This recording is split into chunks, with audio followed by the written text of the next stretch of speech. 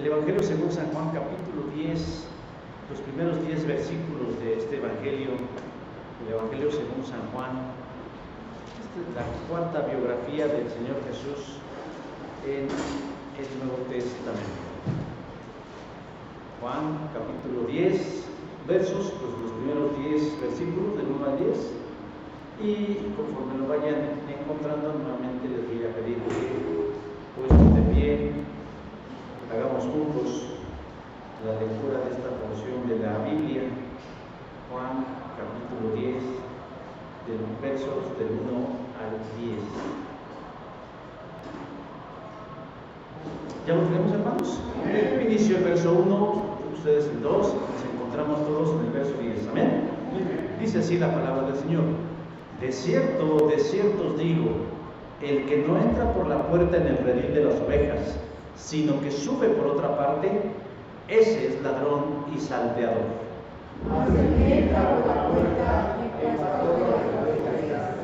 A este abre el portero, y las ovejas oyen su voz, y a sus ovejas llama por su nombre y las saca. Y cuando ha sacado fuera todas las ovejas,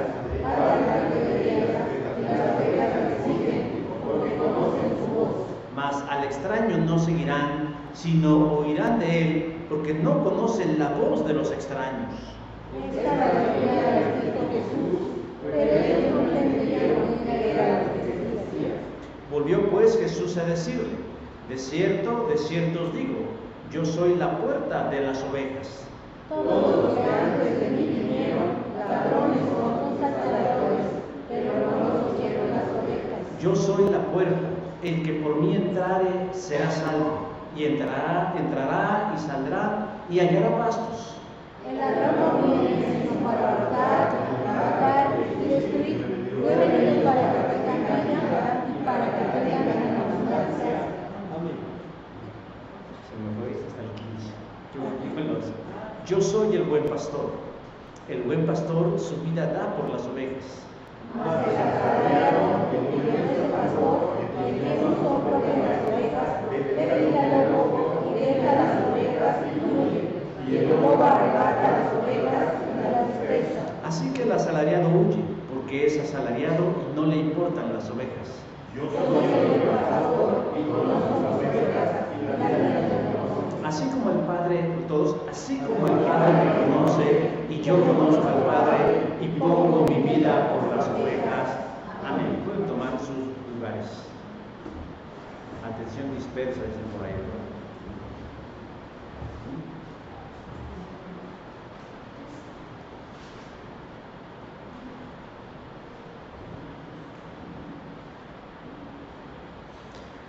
Luis Carmen Guevara Venegas. ¿Alguien sabe quién es? No. Sí saben. Salgan del closet y digan que sí saben quién es Luis Carmen Guevara Venegas, que es el nombre de pila de Wendy Guevara. Personaje trans que ganó. ¿Verdad? Se salieron del closet. Personaje trans que ganó recientemente el reality show de la Casa de los Famosos de Televisa. En años recientes esta casa televisiva había perdido no solo la credibilidad, sino una gran cantidad de audiencia. Esto a razón del auge del contenido en las redes sociales como YouTube, Facebook, Instagram y más recientemente TikTok. Pero a raíz de este programa, los niveles de audiencia se volvieron a disparar y surgió el fenómeno Wendy Guevara, de quien ya tenía fama en la internet. Según los números, las estadísticas y los conteos, el personaje trans de Wendy Guevara ganó el primer lugar, que consistió en un premio de 4 millones de pesos, tras haber acumulado aproximadamente la friolera cantidad de 18 millones de votos, lo que significó un récord más que el de cualquier político en tiempos de elección. Pues se dice que con esos 18 millones de votos, él, ella o ella sería lo suficiente para haber ganado un municipio, una alcaldía en la Ciudad de México o basta una gobernatura. De ese tamaño ha sido el fenómeno de Wendy Guevara. Pero la pregunta que nos surge en esta mañana: ¿qué hace que un personaje trans sea tan atrayente como para que 18 millones de personas le den un voto de confianza a través de un voto? La verdad, yo no lo sé.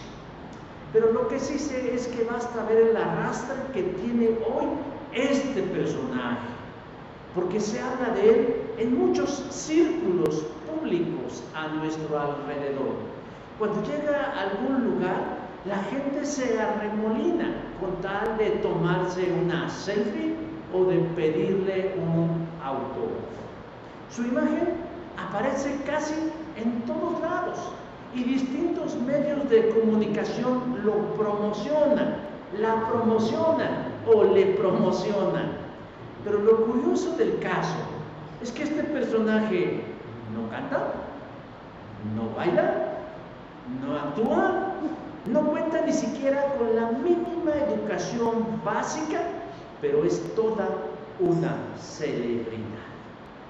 Pero yo no quiero hoy que nos centremos en el fenómeno mediático de Wendy Guevara, sino en la pregunta que planteé hace algunos momentos: tan necesitada está la gente, entre ellos 18 millones de personas, tan necesitados están de un líder o un ícono o de un modelo para decantarse por alguien que encarna todos los antivalores de una sociedad conservadora.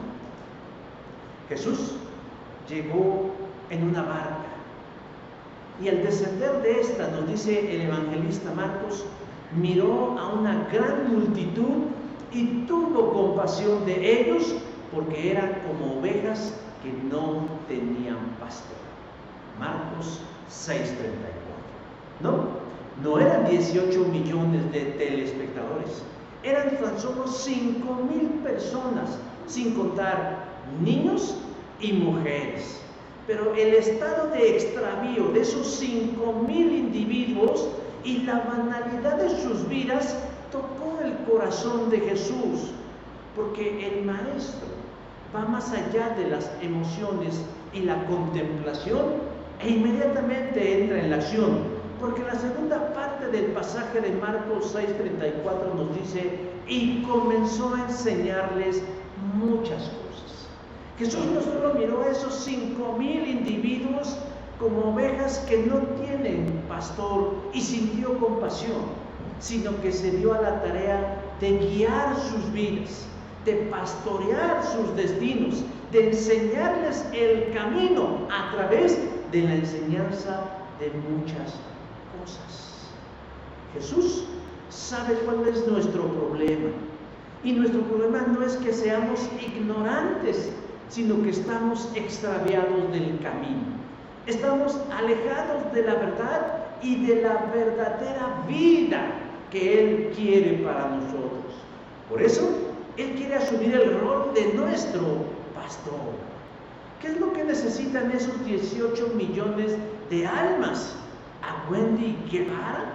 ¿A un modelo a seguir? No, ellos, como muchos otros, necesitan un buen pastor. En el templo de Jerusalén ha ocurrido un milagro de salud, porque un joven ciego de nacimiento ha recibido la visión de manos de Jesús. Este es el contexto del pasaje que acabamos de leer. Desde luego que la sanidad del joven ha causado un gran revuelo y un gran escándalo, sobre todo de parte de los líderes religiosos del templo, porque cuestionan por qué se realizó el milagro en día de reposo. No cuestionan la validez del milagro porque saben que es verdadero. No cuestionan de dónde viene el milagro porque saben que proviene de Dios. Pero cuestionan al hacedor del milagro porque quebrantó la ley sagrada. Y eso les indigna mucho. Han llamado a compadecer al joven para que preguntarle por quién fue sanado. Han mandado llamar a sus padres para preguntarle si en verdad él era ciego. Pero al final, cuando el joven le responde, les dice: yo no sé quién me ha sanado, pero lo que yo sé hoy es que hoy soy sano. Juan capítulo 9. Ante la reacción valiente del joven, los líderes del templo lo que deciden es expulsarlo de la comunidad de la sinagoga, y entonces lo apartan de su comunidad de fe. Cuando Jesús se entera de semejante injusticia, decide hablar y dar unas palabras, revelándole al joven, revelándole a todos los ahí reunidos y a nosotros hoy en este día quién es el buen pastor. Él decide hablarnos acerca de que la gente necesita un pastor, pero no cualquier pastor, sino un buen pastor.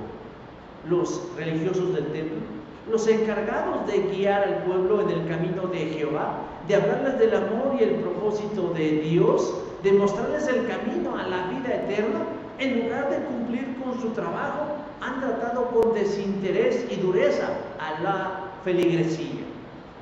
Y el pasaje que hoy nos ocupa no es un juicio a los pastores como nosotros los conocemos, sino a aquellos que antes de Jesús vinieron. Verso 8. El perfil que describe Jesús del buen pastor es una radiografía de él mismo como el príncipe de los pastores, de la forma en como Pedro lo denomina, y se convierte en un referente para nosotros los pastores, pero para toda la grey, en relación de reconocer e identificar a Jesús como nuestro buen pastor. Asimismo, hermanos y hermanas, yo quiero invitarlos hoy en esta mañana, ya casi tarde, a que descubramos 3 características únicas en Jesús que lo hacen el pastor de los pastores, el príncipe de los pastores. ¿Y cuál es la primera cualidad que el pasaje nos enseña a nosotros acerca de Jesús como el pastor de los pastores? Bueno, primero nos dice que Jesús es el pastor de los pastores porque es el verdadero pastor de nuestras almas. Verso 2 dice: mas el que entra por la puerta, el pastor de las ovejas es. Ya dijimos hace rato, ¿qué es lo que motiva el discurso de Jesús como el pastor por excelencia? ¿Cuál es la dureza, el desinterés y la crueldad de quienes debían ser los guardas de la vida espiritual de los judíos? Jesús sanó a un joven ciego en día de reposo. Jesús no le dio tanta importancia a guardar el día de reposo, no porque para Jesús no valiera, sino porque le estaba dando su clara dimensión. El día de reposo no es Señor ni Dios de la gente, sino siervo e instrumento de las personas. Marcos capítulo 2, verso 27. ¿Por qué? Porque en ese momento Jesús vio a alguien con una necesidad importante.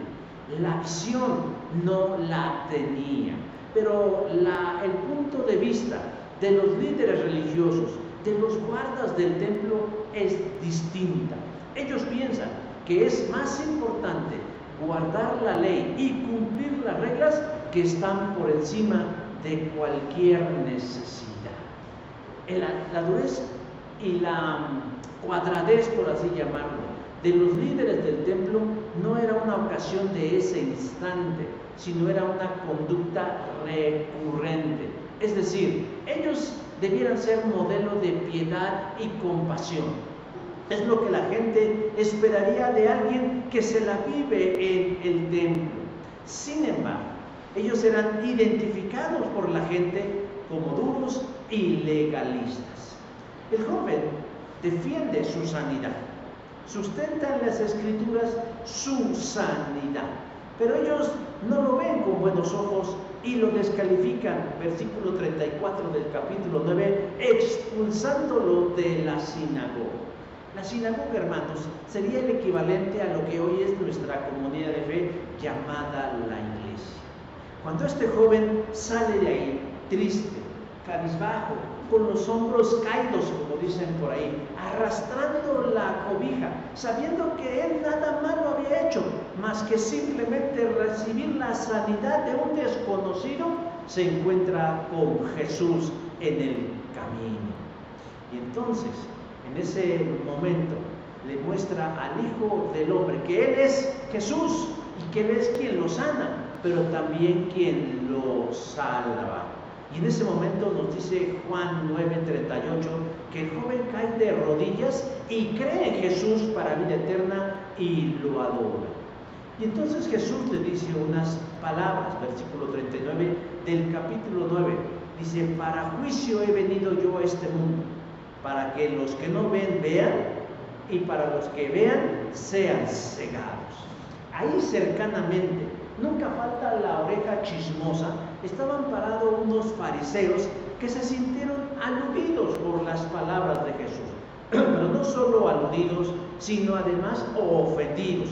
Que nos los estás diciendo a nosotros, y entonces ellos le cantan un tiro al maestro, reclamándole sus palabras. Pero Jesús los pone en su lugar, mostrándonos que efectivamente se refiere a ellos y que son ciegos queriendo guiar a ciegos y que por esa razón ellos no pueden ver el reino de Dios. Y cuando Jesús les dice eso, se voltea a los demás que están ahí y les da una cátedra de lo que es ser un pastor. Y lo primero que les dice es que hay falsos pastores, que hay gente que engaña al rebaño y a las ovejas, y lo va a explicar a través de una alegoría, a través de un mensaje metafórico, a través de símbolos y representaciones que para ellos significan algo. ¿Por qué? Porque sabemos por la historia que el pueblo de Israel era un pueblo dedicado al cuidado de las ovejas. Génesis 47, versos del 1 al 31, nos dice que el pueblo de Israel tenía por costumbre y por oficio ser cuidadores de ovejas. Jesús, sabiendo que el mundo hay en su cabeza, utiliza elementos que para ellos son entendibles. Él dice: el que no entra por la puerta en el redil de las ovejas, sino que sube por otra parte, ese es un ladrón y es un salteador. ¿Qué significan estas palabras? Jesús está diciendo que hay quienes se han colocado delante del rebaño, junto al rebaño, pero que esos no son los pastores de ese rebaño. ¿Por qué? Porque no entraron por donde debían, no entraron por la puerta de entrada, por lo evidente, por lo obvio, por lo claro, sino que entraron por otra parte, rodearon el redil, rodearon el corral y se saltaron la tranca, le hicieron un agujero, cavaron un hoyo en el suelo, pero se metieron al rebaño y se ostentan como los pastores de las ovejas. Alguien que entra al redil y que se coloca delante de ellos, pero que no entró por la puerta, ese es un falso pastor. Entonces, buscan sacar provecho de las ovejas, buscan engañar a las ovejas, buscan aprovecharse de las ovejas. ¿Con qué propósito se metería alguien a un redil para estar con un rebaño? Para robarse la lana, en todos los sentidos, para robarse la leche, para robarse las crías o para robarse la carne. Pero el punto es aprovecharse de las ovejas. Por eso Jesús ni siquiera los llama falsos pastores, sino que los denomina ladrones y salteadores, que en nuestro lenguaje actual serían ladrones y bandidos. ¿Cuál sería la diferencia? ¿Qué acaso no son lo mismo? Cuando se habla de un ladrón, se habla de alguien que toma algo que no es suyo, que no le pertenece, pero que es una actitud pasiva. Yo puedo tomar el alfolí y llevármelo, y el alfolí no va a oponer resistencia. ¿Por qué? Porque es una actitud pasiva.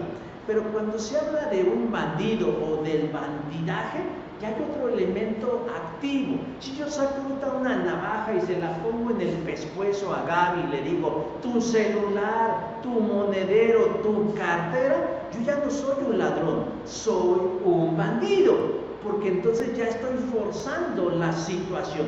No hay una actitud tácita, pasiva, tranquila, sino agresiva y dolosa. Y por eso Jesús dice, ni siquiera los llama falsos pastores. No, son ladrones que quieren aprovecharse de las ovejas. Son bandidos porque piensan abusar de las ovejas. Ahora, en términos alegóricos Jesús está hablando, pero ¿de quién está hablando? De todos aquellos que fueron antes de mí, versículo 8. Es decir, Jesús no está hablando de los pastores del siglo XXI, Jesús no está hablando de los pastores del siglo XVIII, Jesús no está hablando de los pastores del siglo II, no está hablando de los padres de la iglesia del siglo II, no está hablando de ellos, dice, todos los que antes de mí vinieron. Está hablando de los que antes de él llegaron. ¿Quiénes? Fariseos, saduceos, escribas, ancianos, maestros de la ley, miembros del Consejo Supremo, sacerdote, sumo sacerdote, Sanedrín en su consejo, en su conjunto. Esos que cuelan el mosquito, pero tragan el camello. Esos que llama hipócritas, que limpian el vaso y el plato por fuera, pero que por dentro están llenos de robo y falta de dominio propio. Mateo 23:25. No. Jesús no está hablando de nosotros. Jesús no está hablando de mí o de quien ustedes conozcan como pastores. No, está hablando de los que están en ese momento y de sus ascendientes, a quienes Dios había colocado como pastores sobre Israel, según Jeremías 3:15, Zacarías 11:17 e Isaías 56:11, cuando dice, y pondré sobre vosotros pastores, personas que los guiarán, que los cuidarán, que los apacentarán, que les proveerán del alimento para que tengan siempre un encuentro con Dios. ¿Pero qué pasó? Les fallaron. El caso del joven que recuperó la vista es solo una de las muchas muestras del fracaso de ellos como pastores en Israel. Eran falsos y mentirosos pastores, ladrones, bandidos, hipócritas, pastores. Pero si hay falsos pastores, quiere decir que hay verdaderos pastores. Y de entrada hay un verdadero pastor, y ese es Jesús. Y él dice, mas el que entra por la puerta, el pastor de las ovejas es. El que entra por la puerta, ¿qué es un redil? Eso es un corral. Y dice, y tiene una puerta. Pues el que entra por la puerta, ese es el pastor. Y sigue diciendo en el verso 3, que cuando llega al redil, el portero, guardia, vigilante o velador del redil, del corral, lo mira y lo identifica. Dice, a este, al que va por la puerta, abre el portero. ¿Por qué le abre el portero? Porque sabe quién es. Porque conoce quién es. En la costumbre de la ovinocultura, porque así se le conoce a hoy, los rebaños por las noches son resguardados en rediles o corrales y quedan a cargo de personas que están allí para velar. Pero a la mañana siguiente reciben a los pastores de los rebaños y solamente si los conocen o identifican, los dejan entrar. Cuando alguien toca la puerta de su casa y usted sabe quién es, y ya sabe si es su hijo, su esposo, su amigo, su comadre, su compadre, alguien conocido, usted inmediatamente lo deja entrar. Pero si es un desconocido, hasta lo piensa dos veces. Inclusive podríamos llegar hasta a mentir, no hay nadie, con tal de no dejarlo entrar. Pero cuando sabemos quién es, Claro que lo dejamos entrar, por supuesto que lo dejamos entrar. Y Jesús dice, el pastor verdadero es aquel al que le abre la puerta porque saben quién es. En este caso, ¿quién es el portero del redil? El Espíritu de Dios. Él sabe que Jesús es nuestro pastor, por eso abre la puerta de nuestros corazones para que Él pueda entrar. ¿Y a qué entra el pastor? Pues a guiar al rebaño. Este es solo el primer filtro para reconocer al verdadero pastor, que si ha entrado en nuestras vidas y en nuestros corazones, es porque el portero de ellos, que es el Espíritu de Dios, le ha permitido la entrada. Una vez que el portero identifica al pastor y lo deja entrar, dice que se coloca delante de las ovejas y les habla a las ovejas. Y las ovejas, imagínense la escena, levantan sus cabecitas porque están ahí acostaditas, calientitas, hechas pelotitas. Ahí de pronto llega el pastor, ya sea que les chifle, que les hable por nombre, que tenga un sonido. Y dice el verso 4 que ellas levantan y miran al pastor. Las va a sacar a pastar. Sale y se coloca delante de ellas y él les vuelve a hablar. Y dice el verso 4, y entonces ellas empiezan a caminar, le siguen. ¿Por qué? Porque conocen su voz. No lo siguen porque diga él que es el pastor. No lo siguen porque el portero les abrió la puerta. No le siguen porque saben que se paró al frente de ellos. No, le siguen porque identifican la voz de su pastor. La Biblia no es un libro de ciencias, aunque algunos han querido utilizarla para explicar muchas cosas. El propósito de la Biblia no es hablarnos de la ciencia, pero la Biblia sí contiene hechos que la ciencia puede corroborar. Y la ciencia ha comprobado que esto es verdad, que el oído de una oveja puede identificar las vibraciones del sonido de manera específica de aquel que es su pastor, no la de cualquiera. Puede discriminar acertadamente y decir, se escucha la voz de mi pastor.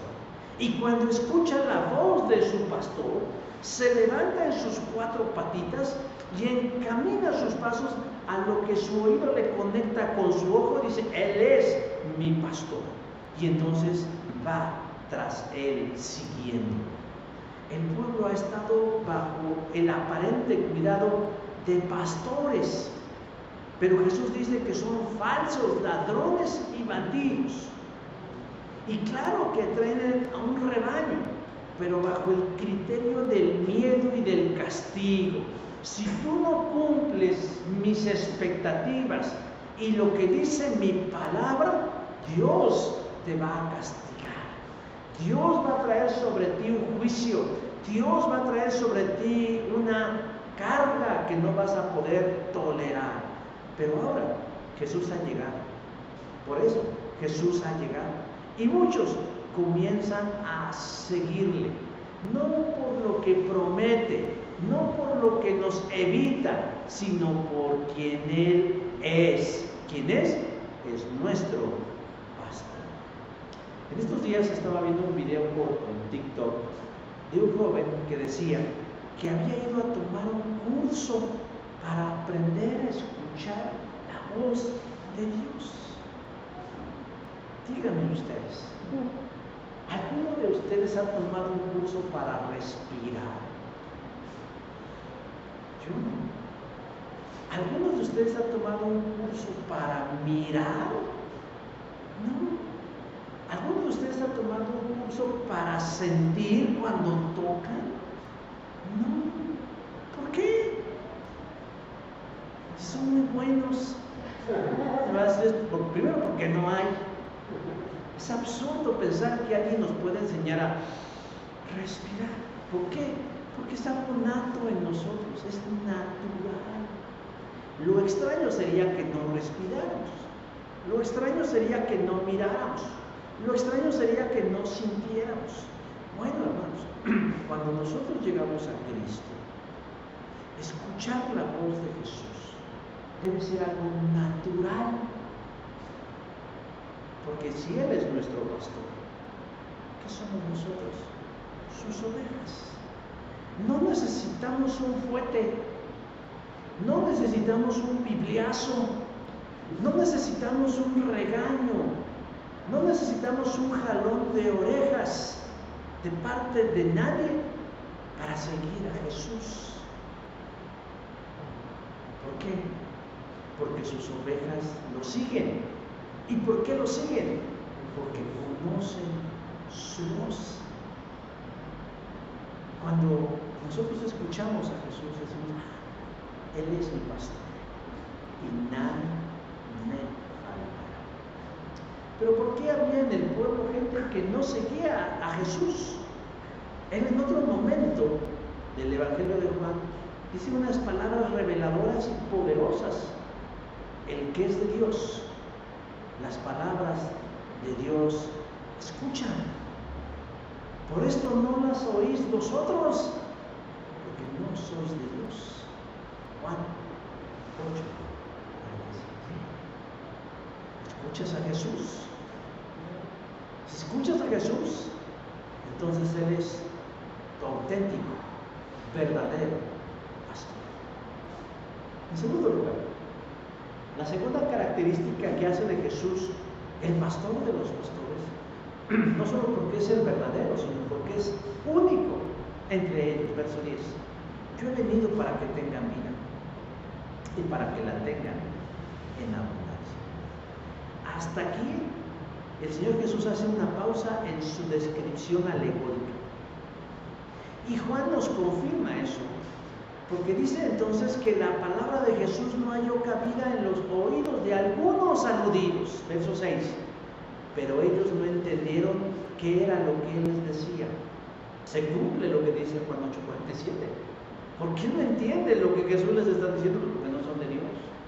¿Y qué significa eso? Pues que no son parte de su rebaño.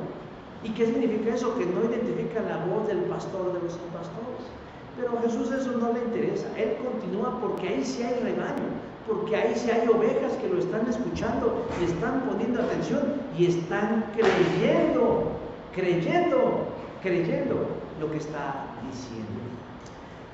Los rediles o corrales están construidos ¿con cuántas entradas creen ustedes? Con una, que sirve para entrar y que sirve para salir. No hay puerta trasera, no hay puertas aledañas, solo hay una. Por la misma puerta que se entra es la misma puerta por la que se sale. ¿Por qué?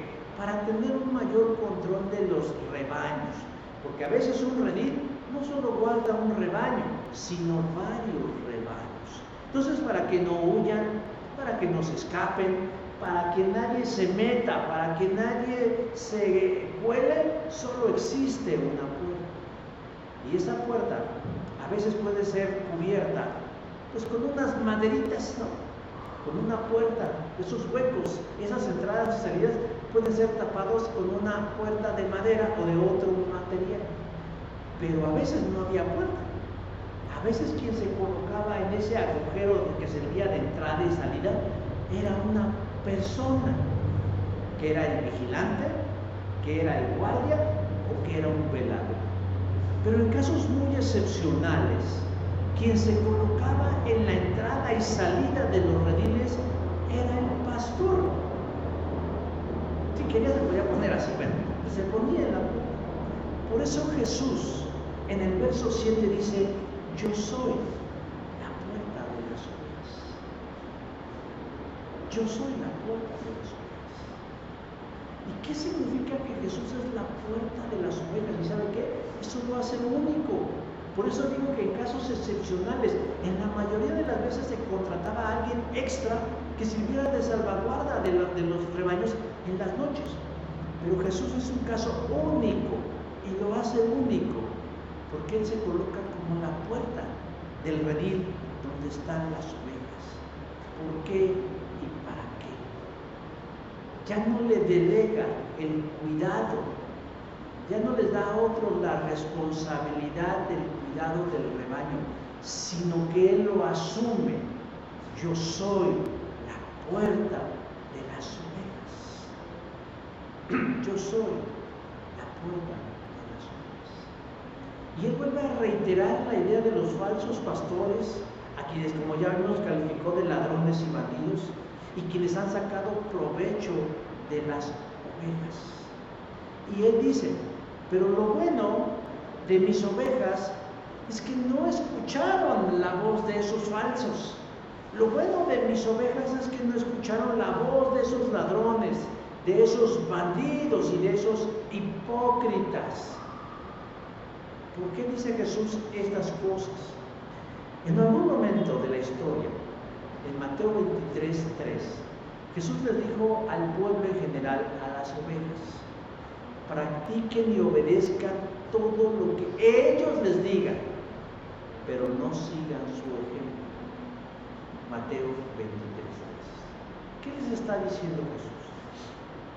Los fariseos, los saduceos, los líderes religiosos, las autoridades del templo, esos que Jesús llama falsos pastores, ladrones y bandidos, ellos les daban instrucciones al pueblo: cumplan los 10 mandamientos, amen a Dios por sobre todas las cosas. O sea, en cuanto a la enseñanza no les mentían, les decían lo que tenían que hacer.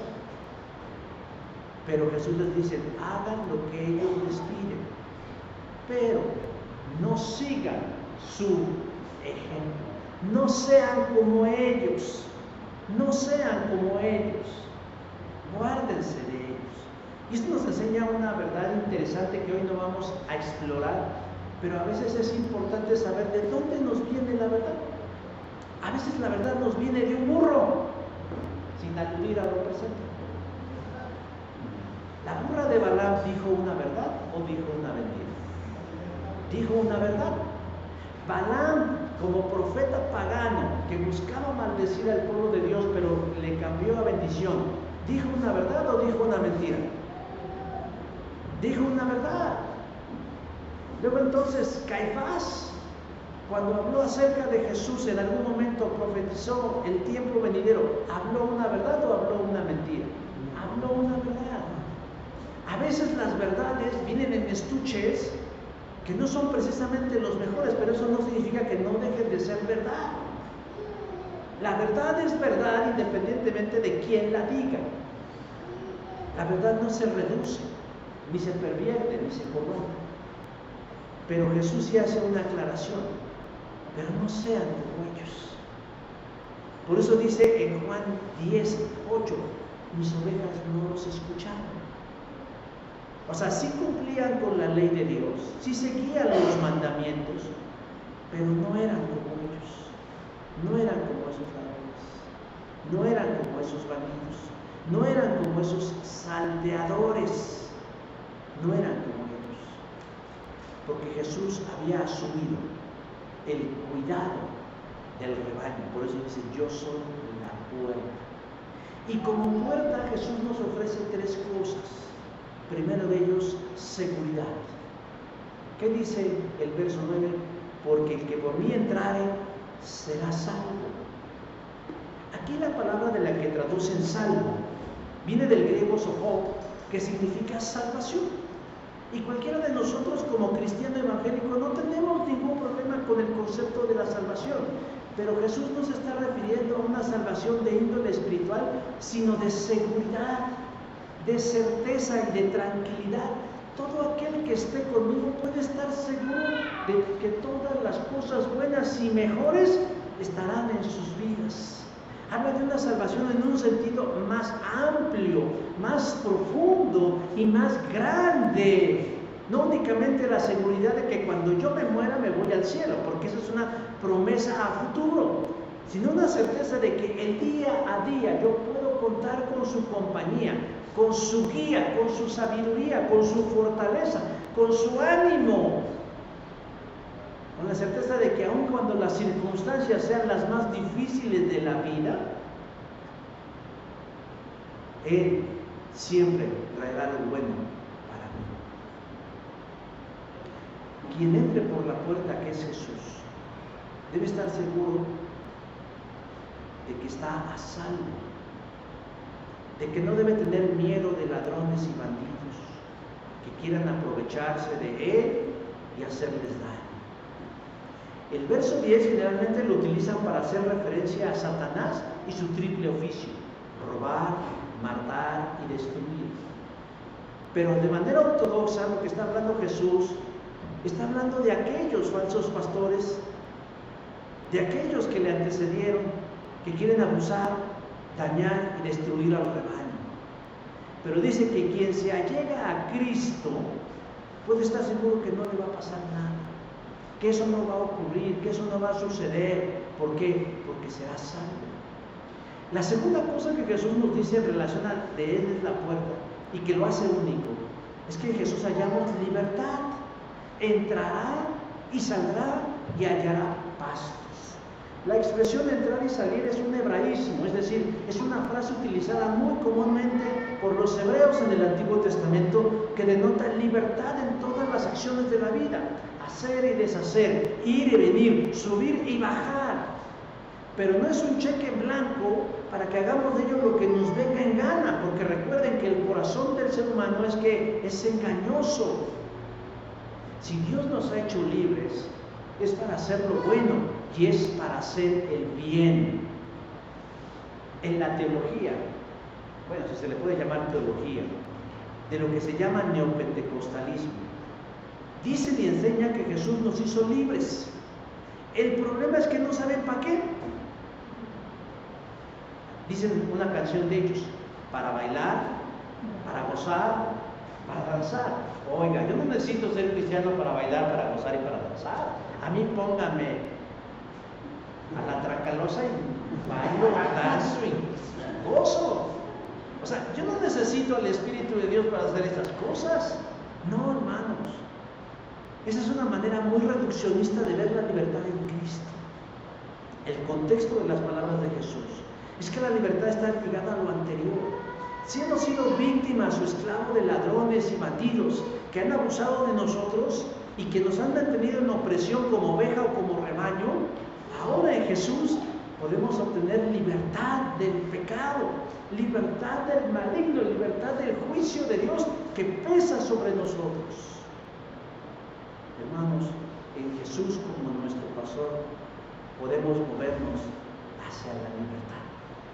Somos libres, no libre albedrío. Recuerden que el libre albedrío no existe y la Biblia nunca enseña el libre albedrío.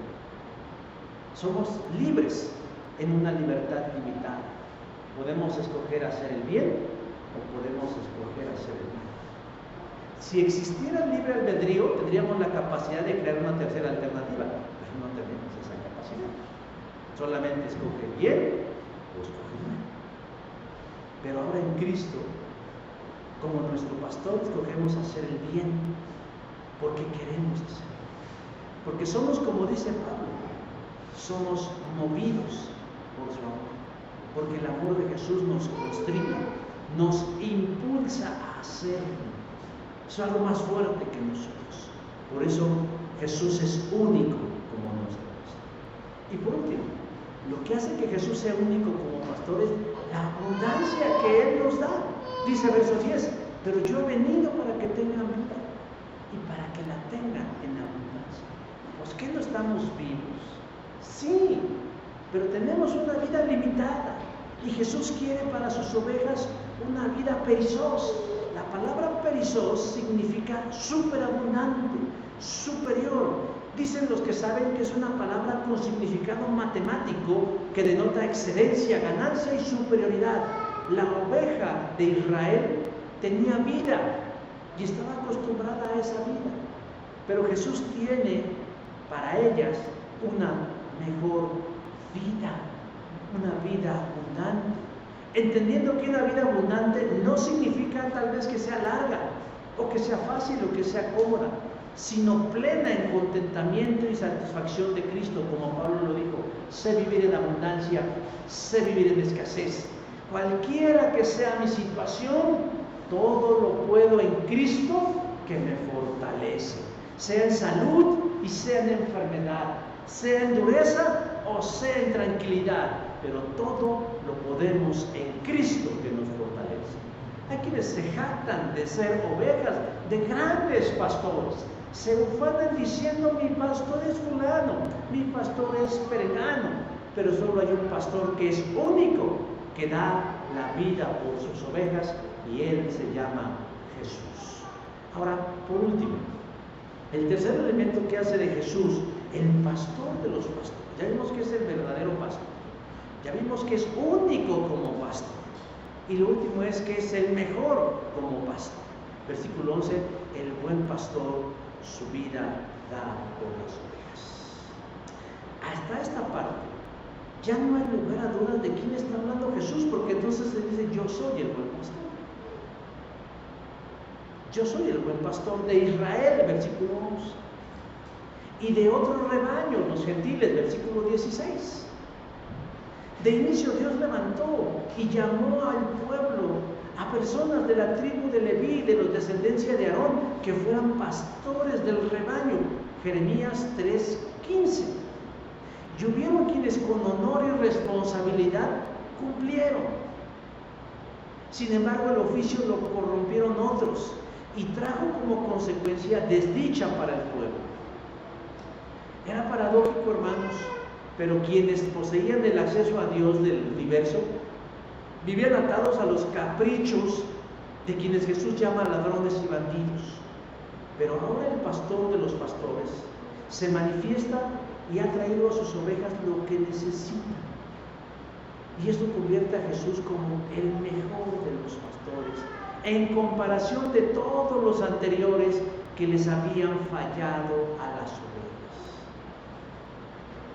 El pastor, el trabajo de pastor, conlleva riesgos como toda actividad.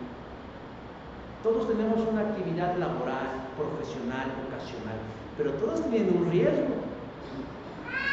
Yo, por ejemplo, como pastor o como teólogo, tengo el riesgo de que me malentiendan. Como veterinario tengo el riesgo de que me muerdan. Pero mi hermana Ada tiene el riesgo de picarse con una aguja cuando cose. ¿No? Mi hermana Gaby tiene el riesgo de quemarse cuando cocina. Mi hermano Enrique tiene el riesgo de que lo asalten cuando está en el negocio en el que trabaja. Y así todos tenemos un riesgo. Bueno, el de pastores tiene un riesgo, porque cuidar a otros es una gran responsabilidad.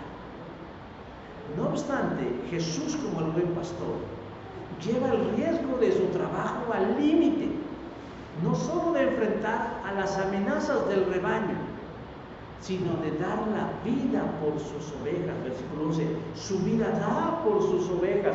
Y entonces hace un comparativo y dice: los falsos pastores, a los que él llama asalariados, a los que se alquilan por dinero, dice, cuando están en el campo cuidando a las ovejas y llega el lobo u otra amenaza que busca lastimar al rebaño, ¿qué es lo que hace? Patitas, ¿para qué las quiero?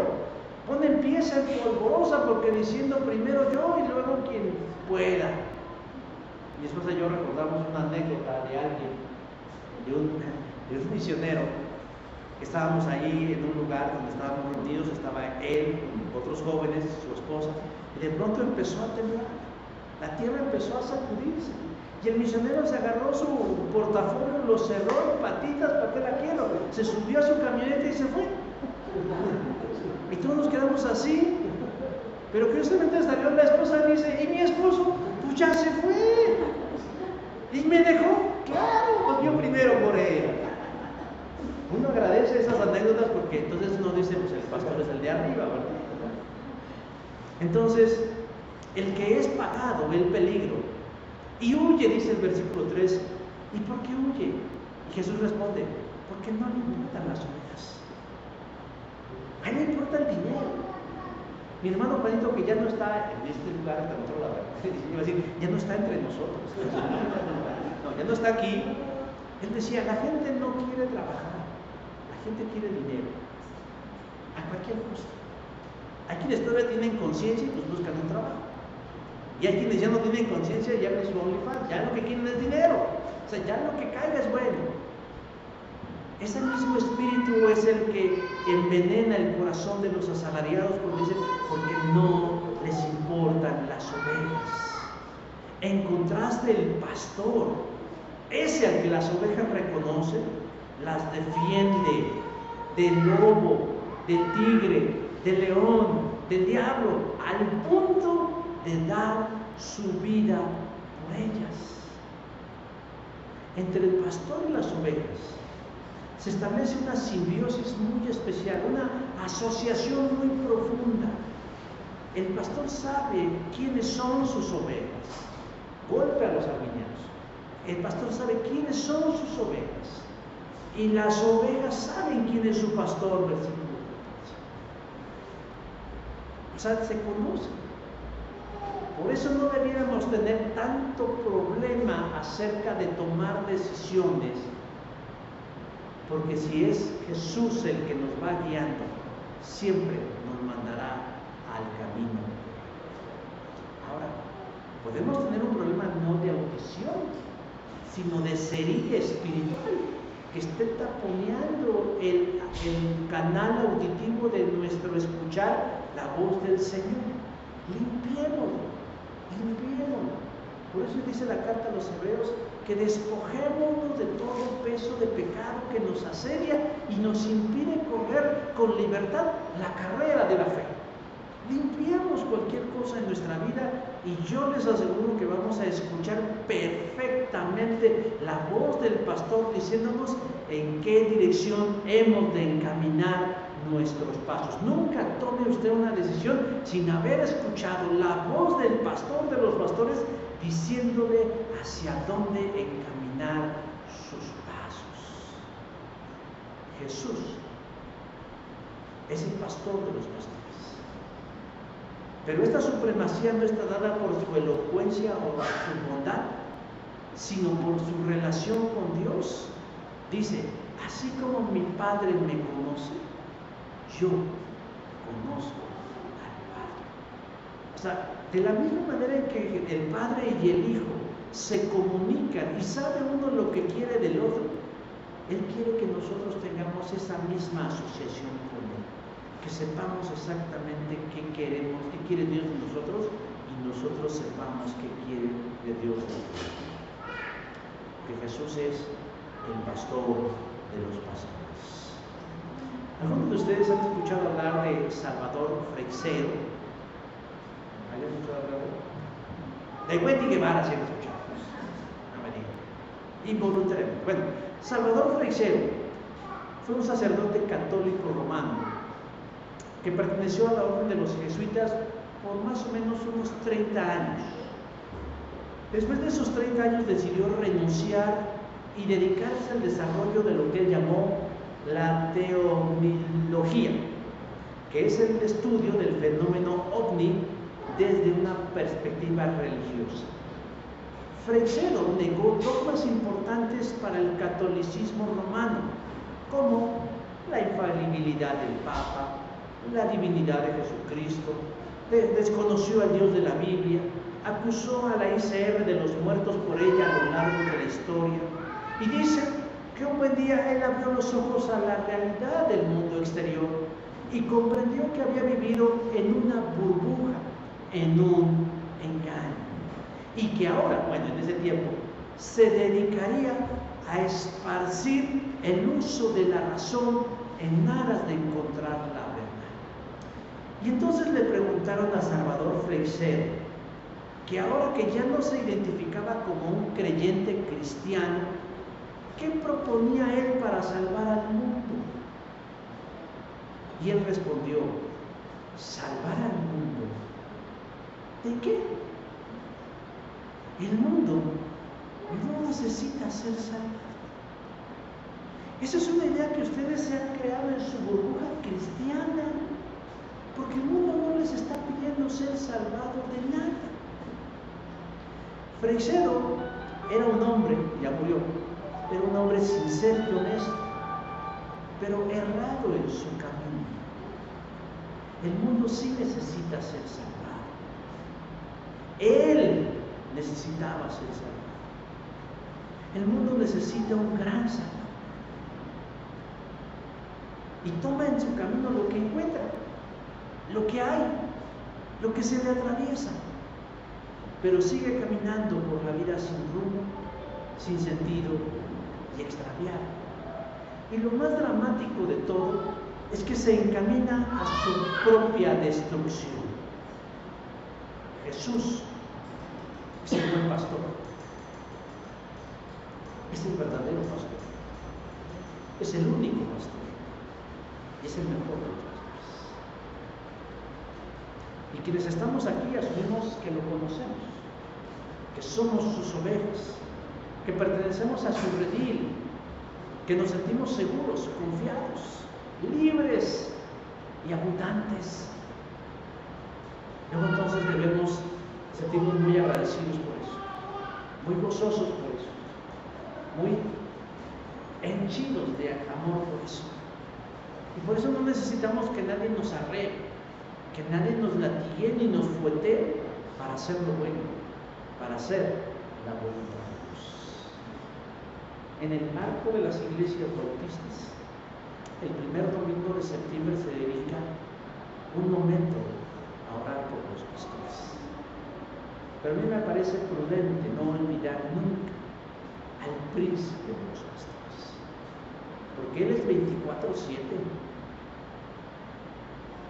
Él no tiene descanso, ni cansancio, ni nada que lo detenga.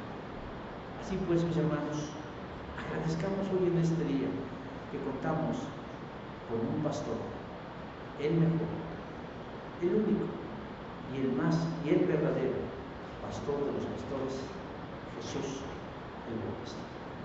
Vamos. Padre, te doy gracias en esta hora porque eres mi pastor y nada me faltará. Que por lugares de delicados pastos me harás descansar. Y en esta hora, Señor, que sea la convicción y la palabra sembrada en cada mente, en cada vida y en cada corazón aquí presente. Que no nos sintamos abandonados, desamparados, huérfanos o dejados de tu mano, porque tú, oh Dios, te dio por el puro afecto de tu voluntad enviar a Jesús para ser en nosotros y para nosotros el guía que guarde, que sustente, que protege y que marque el rumbo de nuestras vidas. Te bendecimos, te glorificamos, te exaltamos, te loamos, oh Dios, porque tú eres el único y suficiente pastor para nuestras almas. A ti sea gloria, a ti sea honor, a ti sea alabanza, Señor, hoy y siempre, y por los siglos de los siglos. Amén. Gracias, hermanos. El Señor les bendiga.